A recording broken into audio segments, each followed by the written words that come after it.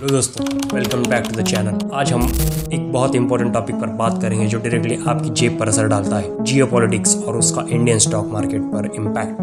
क्या आपने कभी सोचा है कि रशिया यूक्रेन वॉर या रेड सी क्राइसिस या आपके शेयर्स पर क्या फ़र्क पड़ता है, या उस इंटरेस्ट रेट्स चेंज होने से इंडियन मार्केट में क्या हलचल होती है? आज हम इन सब सवालों के जवाब देंगे सिंपल भाषा में। तो चलिए शुरू करते हैं।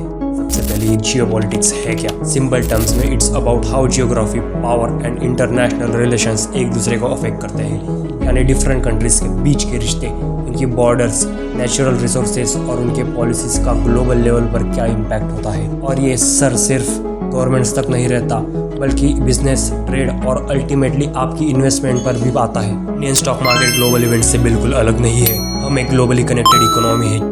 जब दुनिया में कुछ बड़ा होता है तो उसकी वेव्स हम तक भी पहुंचती है। अब देखते हैं कैसे अलग अलग geopolitical events Indian stock market को इन्फ्लुएंस करते हैं। सबसे पहले आता है क्रूड ऑयल। इंडिया अपने 85% से ज़्यादा क्रूड ऑयल इंपोर्ट करता है। जब भी ग्लोबल मार्केट में क्रूड ऑयल का दाम बढ़ते हैं, फॉर एग्जांपल मिडल ईस्ट में कोई कॉन्फ्लिक्ट हो जाए, तो हमारे लिए ऑयल इंपोर्ट करना महंगा हो जाता है। इससे इन्फ्लेशन बढ़ती है, कंपनीज की मैन्युफैक्चरिंग कॉस्ट भी बढ़ती है और इनका प्रॉफिट कम होता है। जब इन्फ्लेशन बढ़ती है तो आरबीआई इंटरेस्ट रेट्स बढ़ा सकता है टू कंट्रोल इट।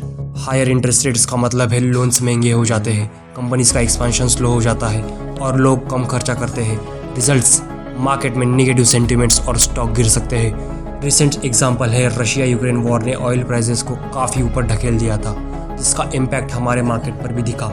इंडिया ने हालांकि अपने इंपोर्ट सोर्स को डाइवर्सिफाई किया है, अब 40 से ज़्यादा देशों से ऑयल ले रहा है, जिससे प्राइस स्टेबिलिटी मेंटेन करने में हेल्प मिली है। Next up, global interest rates, particularly US federal reserves के रेट्स।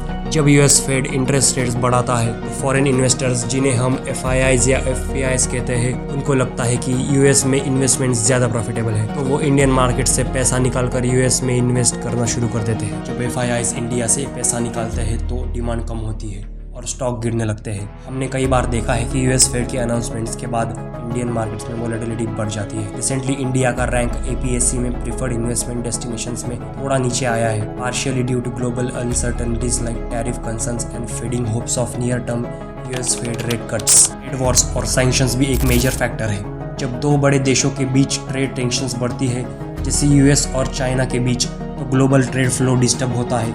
इसका असर इंडिया कंपनीज पर भी पड़ता है जो उन देशों से इंपोर्ट या एक्सपोर्ट करती है।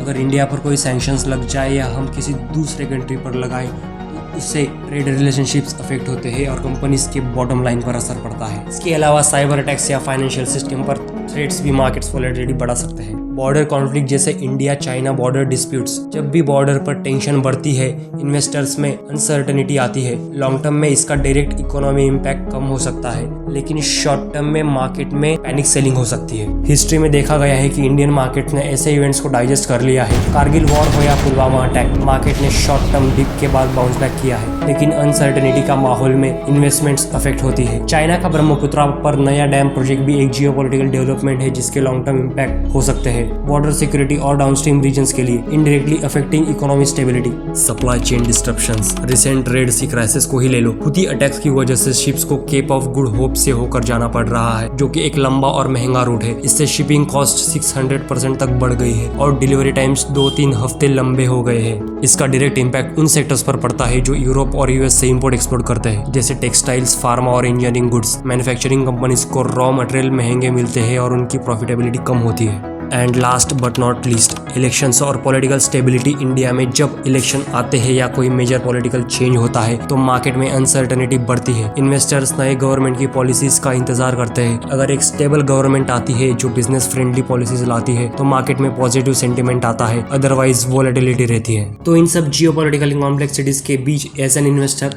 आप क्या कर सकते हैं? सो डाइवर्सिफाई योर पोर्टफोलियो। सिर्फ एक सेक्टर या एक टाइप के स्टॉक में इन्वेस्ट ना करें, अलग अलग सेक्टर और असेट क्लास जैसे इक्विटी, डेब्ट, गोल्ड में इन्वेस्ट करें। इससे अगर एक सेक्टर पर नेगेटिव इम्पैक्ट आता है तो दूसरे सेक्टर्स आपके पोर्टफोलियो को बैलेंस कर सकते हैं। Invest for the long term.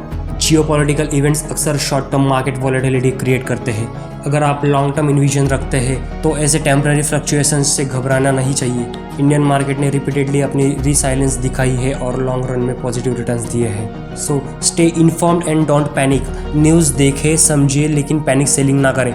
Her news का इमीडिएट रिएक्शन मार्केट में आता है, लेकिन इम्पोर्टेंट है कि आप उस इन्वेस्टमेंट का लॉन्ग टर्म इम्पैक्ट एनालाइज करें। Consult a financial adviser. अगर आप अनसर्टन है तो एक एक्सपीरियंस फाइनेंशियल एडवाइजर से बात करें। वो आपकी रिस्क एपेटाइट और फाइनेंशियल गोल्स को अकॉर्डिंग सही स्ट्रेटजी बनाने में आपकी हेल्प कर सकता है। Focus on your fundamentals. ऐसे कंपनीज में इन्वेस्ट करें जिनकी फंडामेंटल स्ट्रांग है, उन्हें बिजनेसेस रिसाइलेंस है और जिन पर जियोपॉलिटिकल शॉक का लॉन्ग टर्म इम्पैक्ट कम होता है। दोस्तों, जियोपॉलिटिक्स एक कंस्टेंट फैक्टर है जो ग्लोबल इकोनॉमी और स्टॉक मार्केट को शेप करता है। हम इसी कंट्रोल नहीं कर सकते, लेकिन इसके इम्पैक्ट को समझकर स्मार्ट इन्वेस्टमेंट डिसीजन जरूर ले सकते हैं। इंडियन मार्केट बहुत रिसाइलेंस है और इसने हर चैलेंज को ओवरकम किया है। याद रखिए, मार्केट की उतार चढ़ाव नॉर्मल है। नॉलेज और पेशेंस के साथ आप अपने फाइनेंशियल गोल अचीव कर सकते हैं। तो दोस्तों, अगर आपको ये वीडियो पसंद आया हो तो लाइक करना मत भूलिएगा और चैनल को सब्सक्राइब करें। ऐसे ही और इन्फॉर्मेटिव वीडियो के लिए आपके सवाल और सुझाव कमेंट सेक्शन में जरूर लिखिए। अगली बार तक के लिए हैप्पी इन्वेस्टिंग।